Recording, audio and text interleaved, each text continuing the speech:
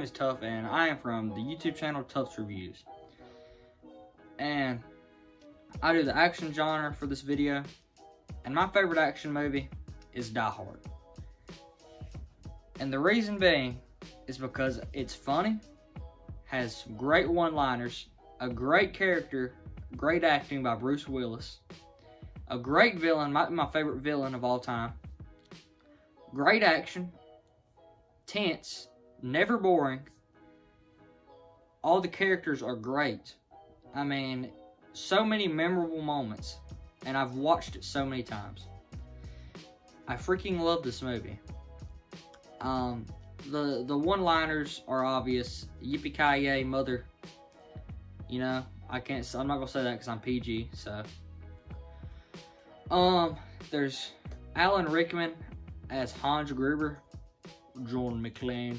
I mean, he has that accent to it, and it's so, I mean, it's iconic to me. Cause I'll just make a reference to Hans Gruber every now and then. And just, there's not much more I can say about it because I can't do this movie justice. It's just a freaking amazing 90s action. Well, it's late 80s. Well, late 80s, early 90s action movie. And that is the prime era of action to me.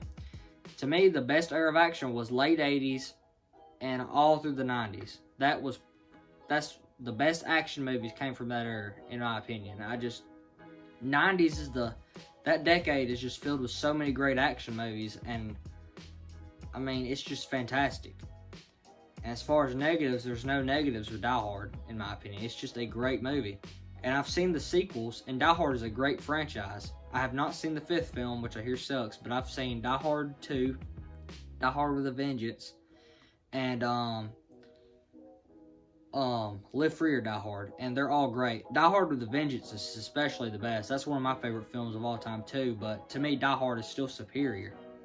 And it's just a great, I mean, I can't do it justice, like I've already said. I mean, it's a great movie.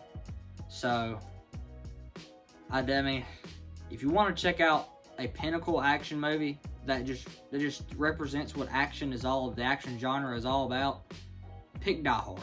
Die Hard, if you had to watch one action movie, watch Die Hard. Die Hard has everything you would want. It's hilarious, it's action-packed, and it's awesome. So, I'll see you guys. Watch Die Hard. Okay, so question time. When someone says adventure movies, what's the first thing that comes to your head? Don't worry, I'll give you some time to think about it.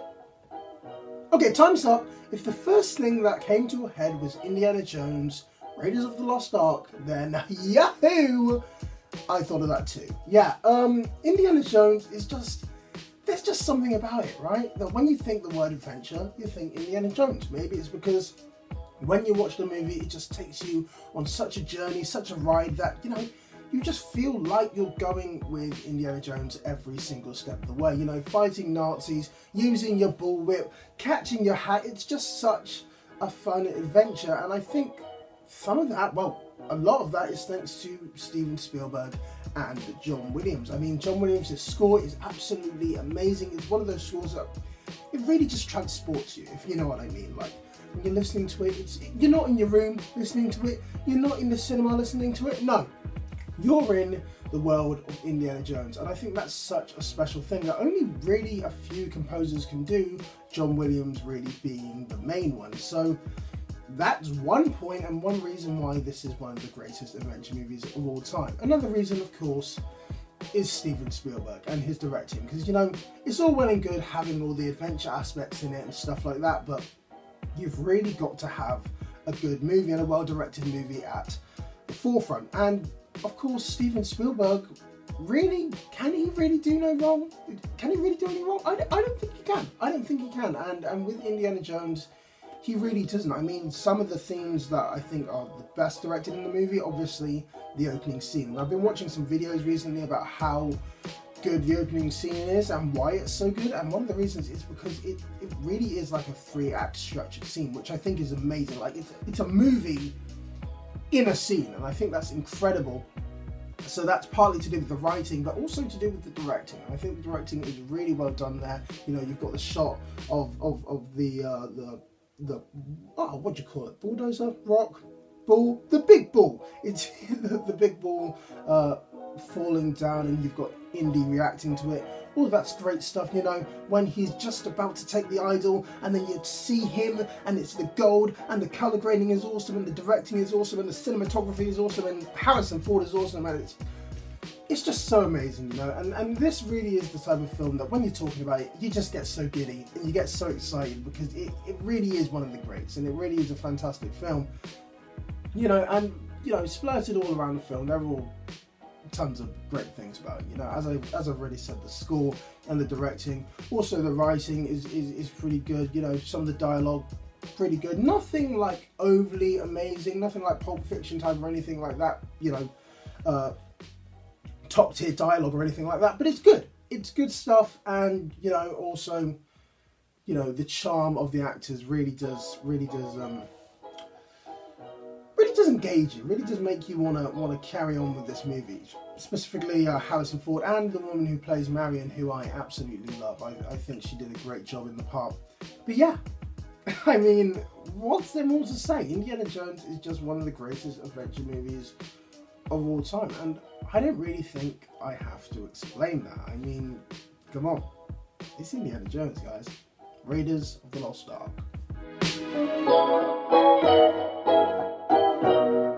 So, you're probably wondering, what is this 14-year-old Puerto Rican juvenile doing on your screen? If you guys haven't recognized me, I am new to the Critic community, and before I talk about my section of movies, I just wanted to say a big thank you to the Critic community for inviting me. Really, it means a lot. Alright, enough with the mushy stuff, let's talk about my movie. So, my section was animation. Animation is probably one of the best forms of filmmaking because it is not only unique, but it's just very entertaining to watch. It's like eye candy. I mean, there are so many different forms of animation. You got 2D animation, CGI animation, traditional animation, and stop motion animation. Whenever I think about my favorite animated film, there's always one movie that comes to my mind.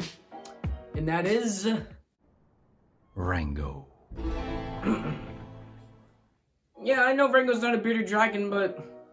Alright, shut up, let me talk about my movie, alright? So whenever I think about my favorite animated movie, Rango is usually the first film that comes to my mind.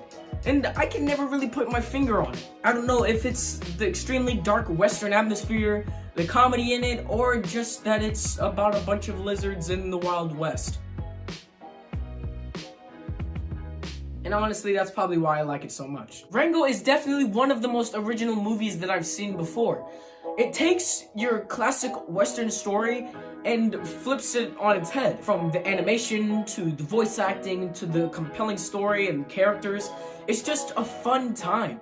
Johnny Depp's voice acting is incredible in this, and it's probably my personal favorite performance from Johnny Depp. I love how it's such a dark Western story, but yet it can still resonate to children, which is kind of weird. I guess that's what makes it good. The fact that I can enjoy it being a 5-year-old kid, and the fact that I can still enjoy it now, being almost 15. Overall, I don't really know what else to say about Rango except for the fact that you should check it out. It is truly a bizarre masterpiece, and if you're into crazy, goofy movies, definitely check it out. It's one of those movies where it's non-stop jokes, but when the heartfelt moments need to come, they come and they land perfectly. What do you got to say about Rango, bud? Alright, that's what I thought. Hey guys, I'm Josh from the channel After Credits, and this time, instead of going through years, we are going through genres, huh? Now, we can all probably agree that action is the coolest genre, but I am talking about comedy, and actually, comedy is the funniest genre, because it revolves around, well, comedy. So, Luke Skywalker and Obi-Wan Kenobi walk into a bar. Cue Cantina music. Oh.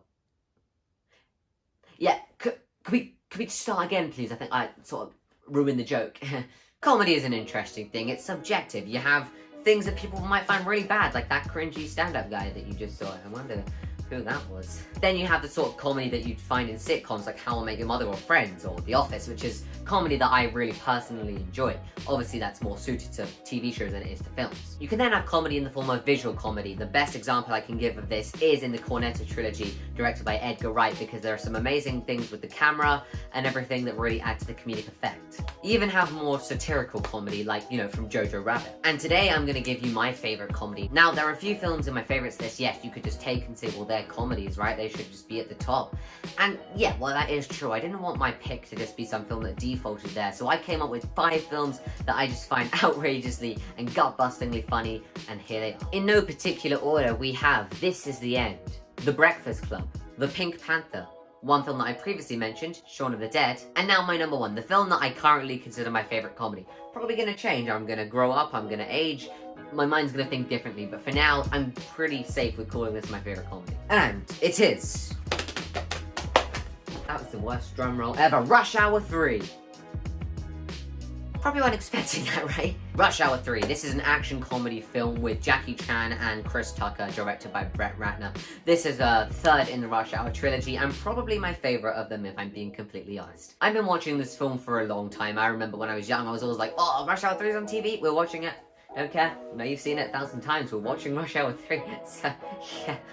It's also a film that if one of my friends had told me they hadn't seen it, I made them watch it because Rush Hour 3 is hilarious. Of course, as I said before, comedy is subjective, but I'm being honest when I say this, I've never met someone who didn't like Rush Hour 3 specifically, or just the Rush Hours in general. The thing that makes this film work the best for me is definitely the chemistry between Jackie Chan and Chris Tucker. You have Chris Tucker, who's just this one-liner machine, like, he says some funny lines out of nowhere, like, oh, and now I see why Lance Armstrong came here just to ride a bike. I don't know if that's scripted or ad-libbed, because at the end of all these Rush Hour films, you get to see the outtakes and bloopers, and you can see Chris Tucker and Jackie Chan sometimes coming up with jokes on the spot, but you also see that the director is actually quite jokey when he's getting Jackie Chan to say random things. So, you know, whoever writes the jokes, Carter, Chris Tucker's character, is really funny.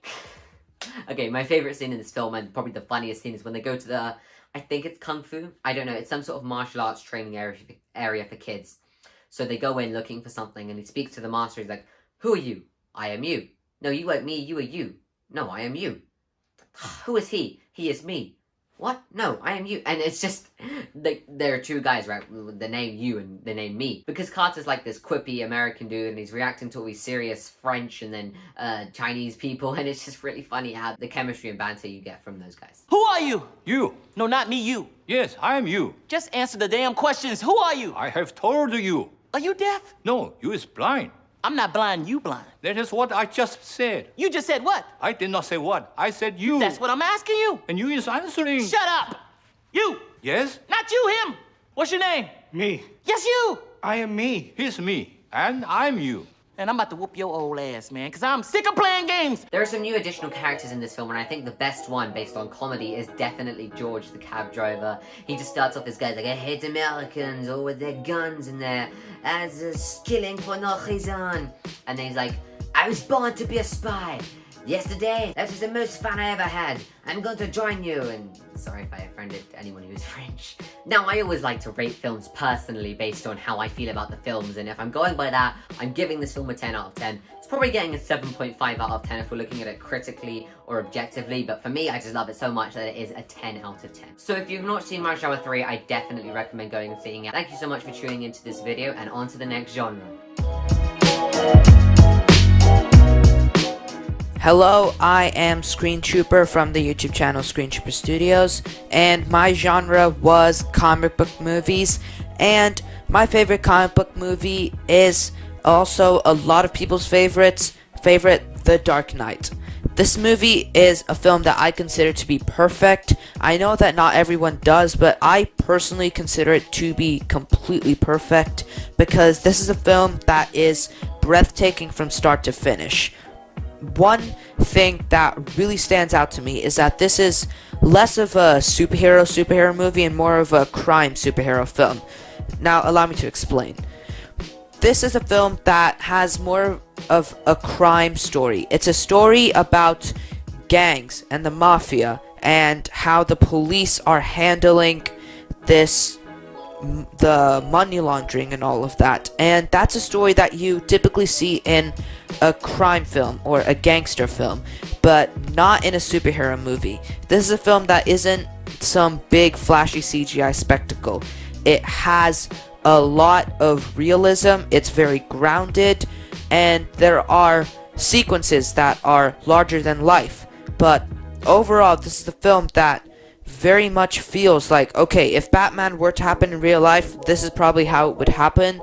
The sequences of Batman, like in the Batmobile or on his bike just racing around, they're all quite realistic and they do feel very grounded. The scene where Batman is interrogating Joker is amazing. And speaking of the Joker, wow, Heath Ledger kills it. I don't think that any performance of the Joker or any iteration of the Joker is ever going to outdo Heath Ledger's take, because this guy nailed it in every possible way.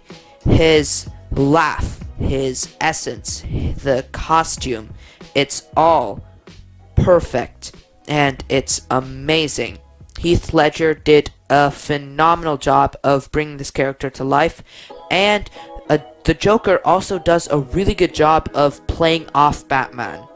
Speaking of Batman, this is a film that's equally about Bruce Wayne than it is about Batman. It has all the Batman stuff, but it also focuses on Bruce Wayne as a character. Bruce Wayne is struggling with this internal battle of whether or not he should continue to be Batman, and it's very complex because then suddenly this problem is introduced to Gotham City, and even though he doesn't want to, he's forcing himself to stop it. And the ending scene is perfect when and this is a spoiler if you haven't seen it, and if you haven't seen The Dark Knight, just go watch The Dark Knight. But the ending scene where Commissioner Gordon sends Batman away to protect him is amazing. It's an amazing ending.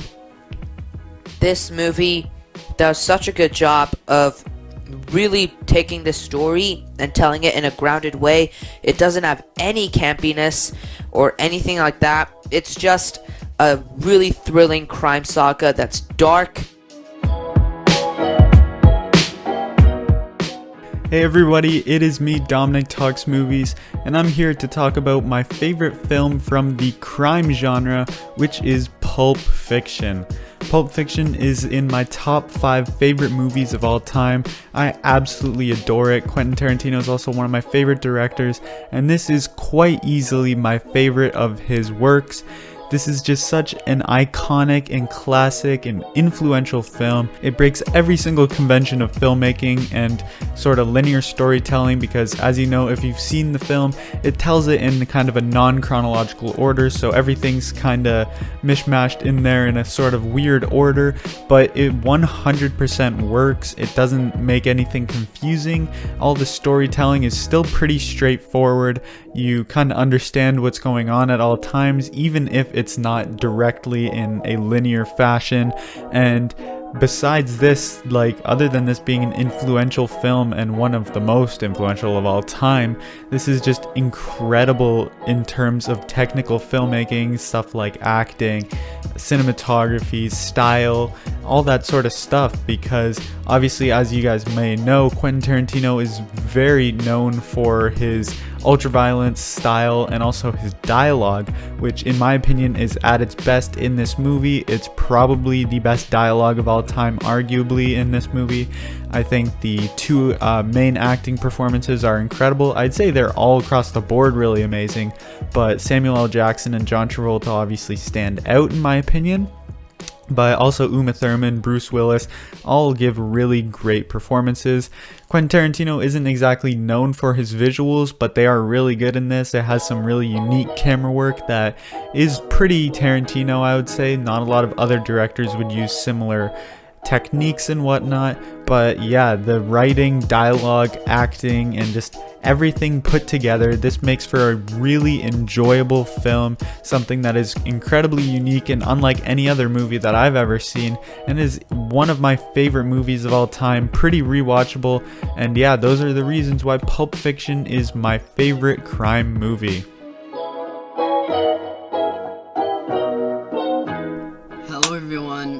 It's very nice to be here, and yeah, I'm glad I get to do drama. Drama is an interesting genre. Now, drama is pretty much an any film. It's called conflict, which in my eyes is basically the same thing. The question is how it portrays the conflict. Action movies use conflict for entertainment purposes. Like, for example, with Die Hard, the entertainment is watching people shoot each other. Or in The Old Guard, which is like the same thing, I guess. Now with comedy, it's a lot different with the conflict, which is normally on the back burner, and the forefront is telling jokes. For example, Airplane is less about the conflict, and it's more about making the audience laugh. Do you really think the plot in Airplane is supposed to be taken seriously? That's what I thought. Now with dramas, the conflict has to be at the forefront, but also has to be taken seriously, and that's what I think was a drama. Now, I recently watched Fight Club, and that might be my favorite movie. In fact, so far, if you see on Letterboxd, it's marked as my favorite, but I consider it more of a thriller than a drama. So my favorite drama is Shawshank, and debatably my favorite movie. I debate with those two constantly as to which one is my favorite. Now, I'll keep this a bit brief because I have been going on for long enough, but yeah, let's get into this. I have never seen a movie this much about hope have such awful things happen. It's not a movie where everyone preaches about hope. It's a movie where these awful events make you want to feel hope, make you want to feel like there's hope they will escape from the prison, and that's what makes this film so incredibly powerful. Another thing I noticed on rewatch is the powerful score. It's a lot more in the background, but when you really listen, it makes the scene in the movie and just the film as a whole even more powerful and astonishing. The cinematography in this film is also excellent. My favorite scene in the movie is probably when they're looking over the prison. You can just see how massive it is. For a lot of the time, the cinematography is normally elevated by the color, but Shawshank doesn't really do it in that sort of sense. It's a lot about just seeing the camera movement, seeing it just move, just in these excellent ways. It's brilliant. There's these great, just perfect tracking shots that work so well. Another thing is this movie is so insanely rewatchable. I've seen it like 6 times, and it never ceases to amaze me. This movie is a work of art, and if you haven't seen it, drop whatever plans you have for the day and watch it right this instant. You will not regret it.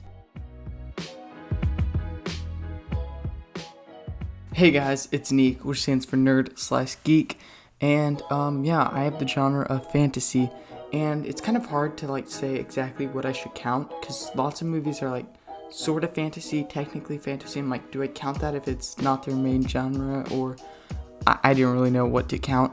But luckily, my number one top fantasy movie, or actually movies, I'm gonna cheat, you'll understand in a second, is actually just very much fantasy, and that is the Lord of the Rings trilogy. Yeah, so as I said, I'm gonna cheat and just talk about all 3 because I don't really have an order of how I prefer them. I'd say Return of the King is my favorite if I had to, just because it's the final one, so it's kind of the one I'd say. But I really like all 3 about the same and think they all work really well together and complement each other. And when you put them together, you get my favorite trilogy of all time. These movies could truly be described by the word epic. No movie fits this description more. There's so many just epic moments, especially in Return of the King. And I think a big reason of why these scenes are so epic is a mix from the cinematography, the score, the sound design, the visual effects, which are all incredible. The visual effects and CGI hold up so well today, nearly 20 years later. It's pretty crazy. You can't really tell that these are 20 years old. Really great stuff, groundbreaking stuff.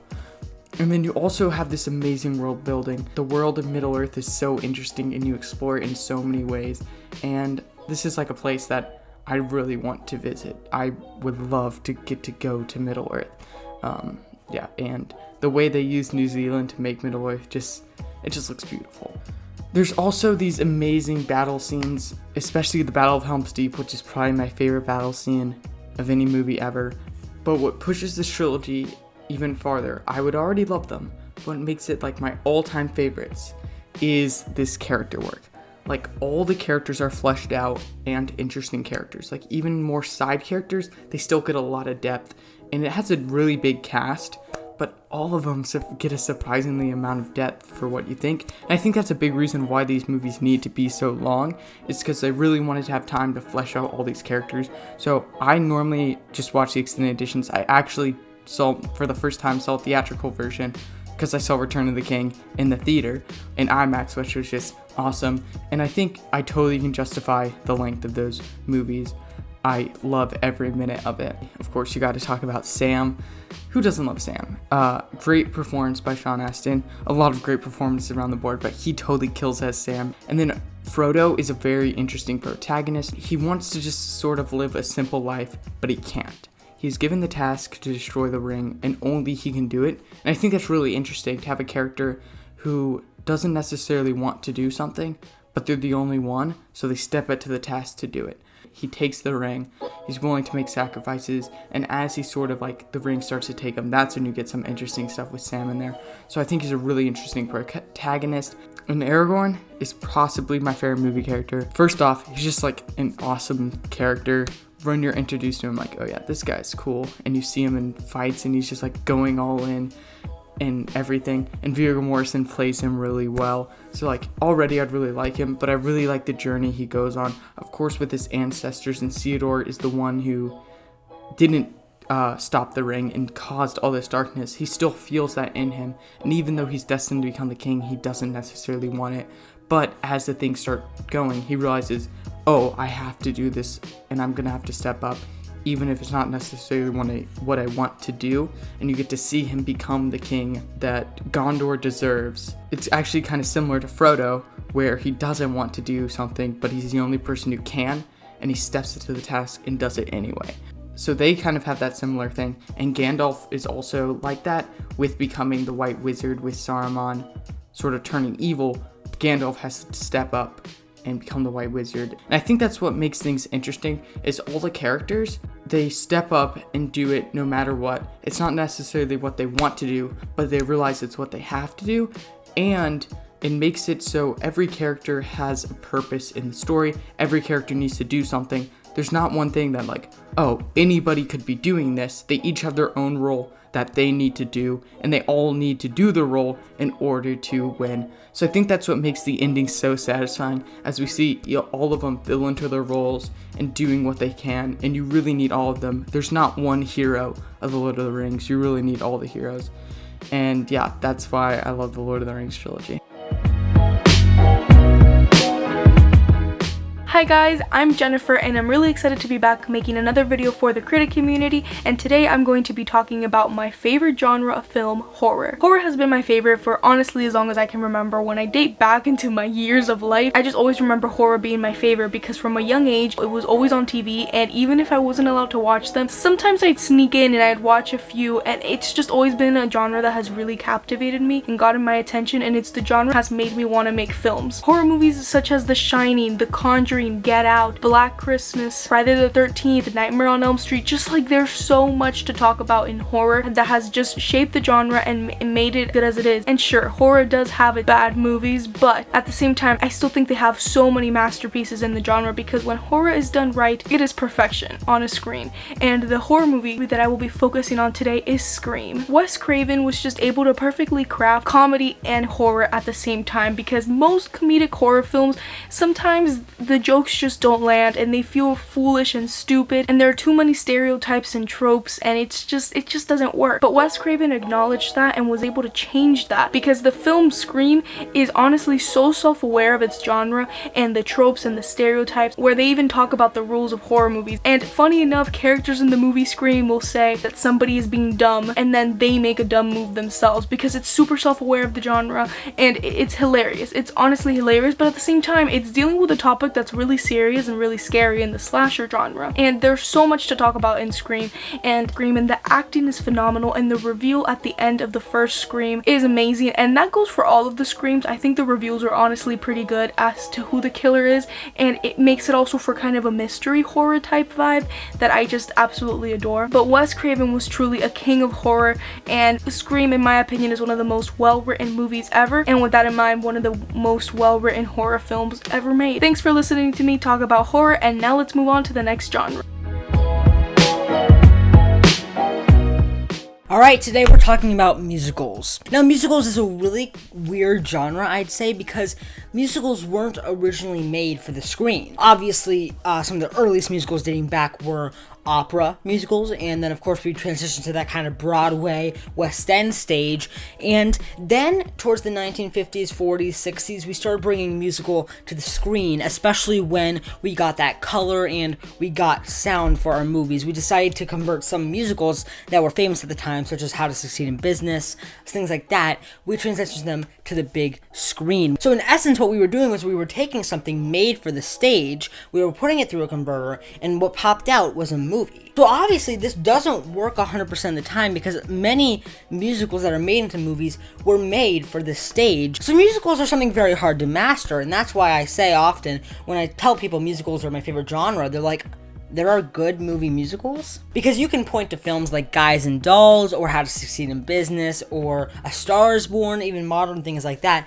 and you can say, yeah, that's a good musical, but when you're working, especially when you're taking a musical that was made for the stage, and you're putting it on the screen, a lot of times that tends to end up less than perfect. Take Phantom of the Opera from the early 2000s, or Les Mis, depending on who you talk to. And personally, what I think works best for movie musicals is when you take a musical that was made for the screen. Now, I'm not saying that's going to guarantee you the box office you might want to earn, but when you take a musical that was made for the screen and you convert it into a movie, that tends to work out much better, and those are some of my favorite films of all time. If you do watch my channel, you know some of my favorite films of all time include La La Land, which is, in essence, my favorite film of all time. La La Land, written and directed by Damien Chazelle and starring Emma Stone and Ryan Gosling, is my favorite film of all time, and it was a musical that was Damien Chazelle's dream to make. And this is a musical that was made for the screen, so the different ways they use the visuals to kind of pay homage to those Broadway musicals and even those Broadway movies, but make their own film tend to work out the best. And I personally do love when musicals pay homage to their Broadway counterparts, but they do something fresh and different. It stinks that we don't get a ton of movie musicals nowadays, especially original movie musicals such as A Star is Born, Greatest Showman, and La La Land, but I think the reason movie musicals are so scarce nowadays are because they're such a hard thing to master, but when done right, they can be some of the best films of all time. Hey fellas, I'm Onur, and today I'm here to discuss my favourite film from the romance genre. Whilst most moviegoers often affiliate romance with the idea of love and passion, I've realised that I have neither of those. And I've also realised that most romances can be tragic and often lead to heartbreak. We've seen heartbreak in many films such as Brief Encounter, Titanic, and the countless versions we've received of A Star is Born. However, my favourite romance movie follows a different sort of tragedy. My favourite movie follows a different sort of tragedy. Now, unless you've been living under a rock, for those of you who have been following me and my channel for a while, you've probably gathered that my favourite film of all time is the 2016 animated film Kimi no Na wa, which you probably recognise as Your Name. Quite frankly, it's phenomenal, and as you can probably gather from that description, obviously that's what I'm here to talk to you about today. Your Name, directed by Makoto Shinkai, follows the story of two high schoolers called Taki and Mitsuha, who are strangers living their own separate lives in Tokyo and a small town called Itamori. However, one evening a comet strikes and they suddenly begin to switch places, meaning that they'd wake up in one another's bodies. The phenomenon keeps continuing, so the two alternate between each other's lives and live them for the other person. It probably seems somewhat complicated at its surface after what I just described to you, but I feel it's presented in a way that I find quite extremely easy to follow. To start myself off, the characters in this film are stunning. Not only are they designed flawlessly thanks to the outstanding animation, which I'll obviously get to later, which goes without saying, but I find them very relatable. I personally believe that our two protagonists are able to meticulously capture the essence of the struggles and hardships of being a teenager, whilst at the same time being able to be relatable for older and younger people. I feel that they as characters are able to capture the, character of every age demographic in some way. The romance at the very core of this film is the very heart and soul of this masterpiece and makes the audience long for it to develop as the film goes along, as we draw these small areas of character that makes the two a perfect couple. The relationship we witness is an emotional and endless thrill ride. It's somewhat an endless abyss of emotion and personality. As I said earlier, I'd get to the animation, and I will because it's honestly the most beautiful ever put to screen. If you disagree, you're just like, what the hell is going on in that tiny potato of a brain you seem to have? Not only do I believe that this animation is absolutely stunning, but I'd like to mention that it was drawn by hand. The amount of time that went into this one project is probably immeasurable. Moreover, I think it's obvious to anyone that sees this that the animators poured all of their passion into this truly insane visual experience, and quite frankly, I'd say it paid off.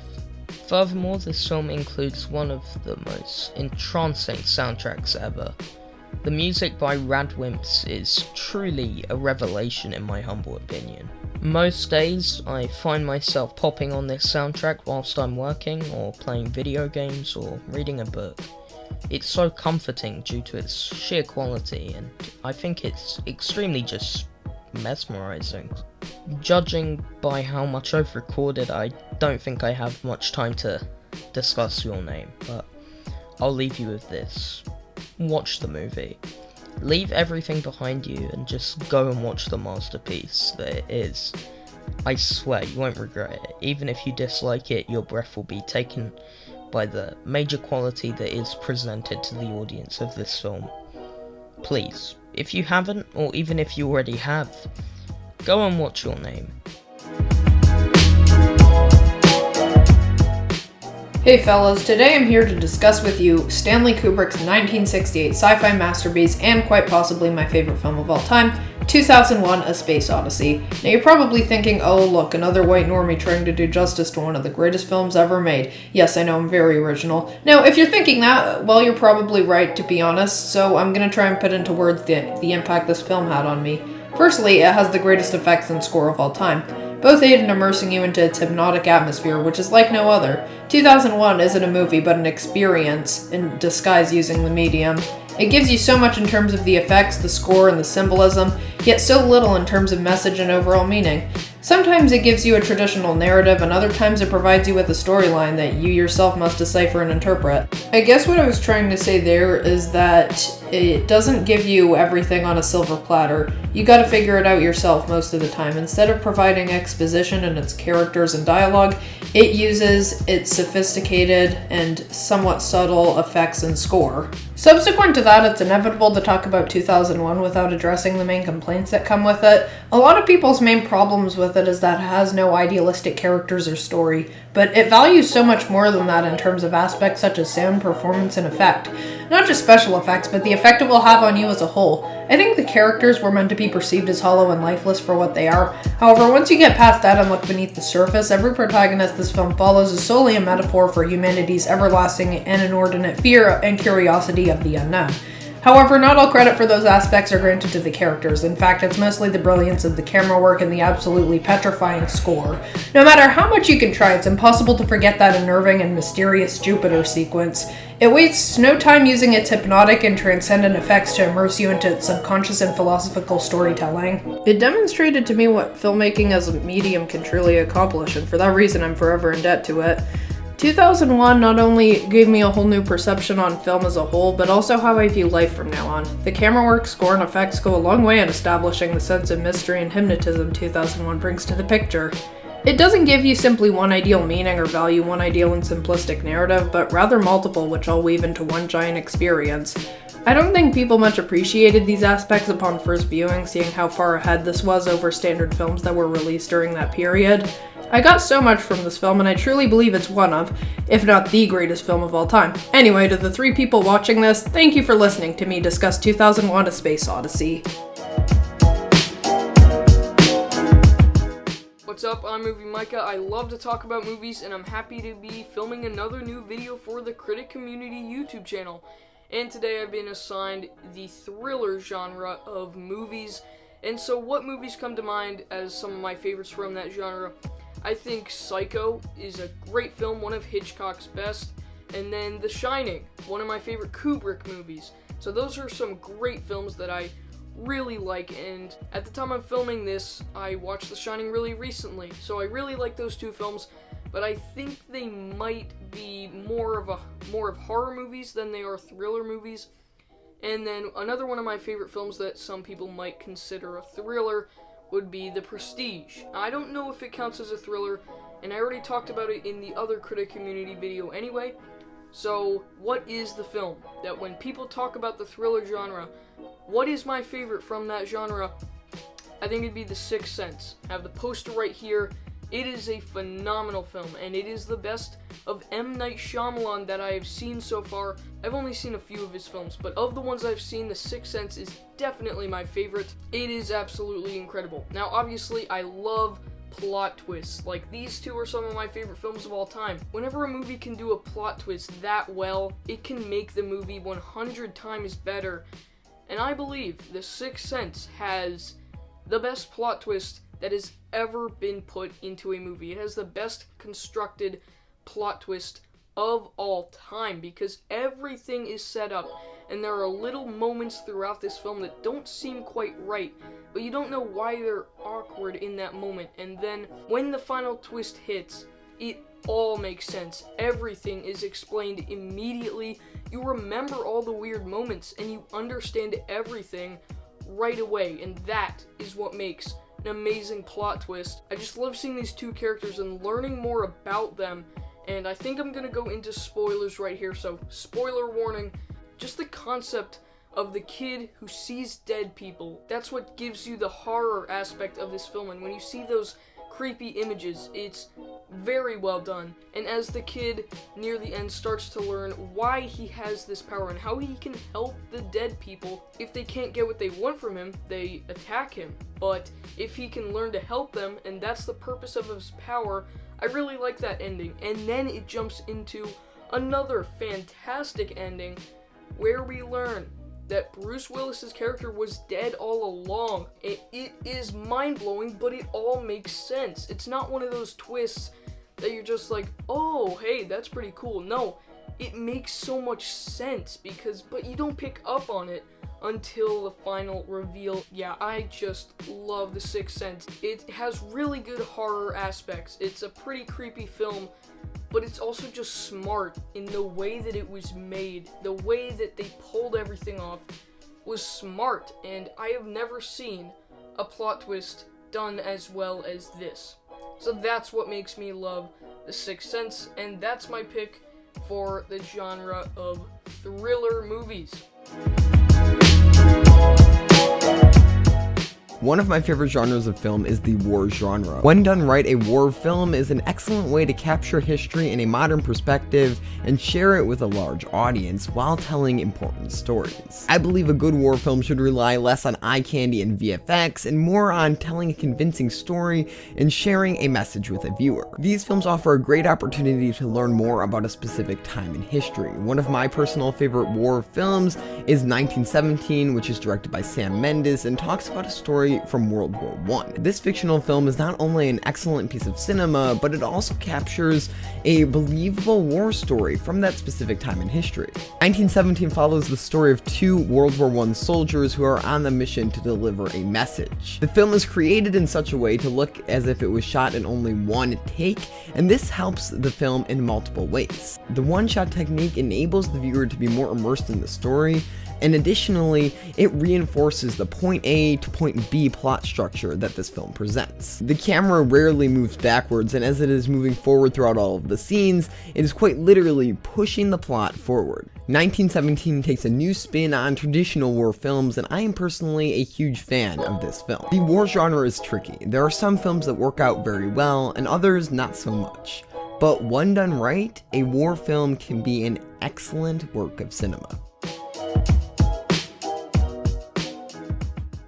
I've been familiar with the Western genre for quite some time. My family is very involved in a lot of Westerns, especially on my dad's side. They love westerns. That's a really big part of just the kind of movies that I grew up on. There's one specifically that I really want to acknowledge that really, I wouldn't say got me into filmmaking, but it's a movie that really made me appreciate movies a lot more as a kid. And that movie was Silverado, that came out in 1985, directed by Lawrence Kasdan. And it has like an all-star cast. It's really awesome, super underrated, just a really good time. And it's, to this day, one of my all-time favorite movies. But my favorite Western of all time is a film that I saw right when I was like expanding my horizon, like really getting into filmmaking a lot more, getting more involved in that community. And I saw it, I think, at the end of my elementary school year, getting into my middle school year, and it really inspired me. And to this day, it's one of my all-time favorite movies, and that movie is The Good, the Bad, and the Ugly, directed by Sergio Leone. It came out in 1966. I love literally everything about this movie, and I think what really makes it work, how it moves at a very deliberate pace to be able to craft a lot of really intense scenes, and that's all heightened by the direction, obviously, by Sergio Leone. That's just...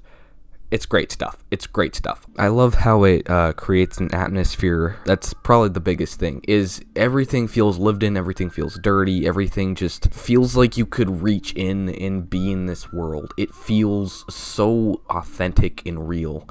And I also love the performances. Everybody in this movie say a lot without saying anything, if that makes sense. Like, there's barely any dialogue in the movie. Like, there's dialogue for sure, but like, there are a lot of sequences where just no one talks at all. No one says anything in the movie until about 20 minutes in, and that's when, like, no, you really start to notice what you're getting yourself into. It's a really incredibly unique movie. I can't talk about the movie without talking about Ennio Morricone's score, which is one of the best scores I have ever heard in my entire life. Some of the best music I've ever heard. And it's just really unique, and I think that's why it works so well, is it has a very disorienting feeling.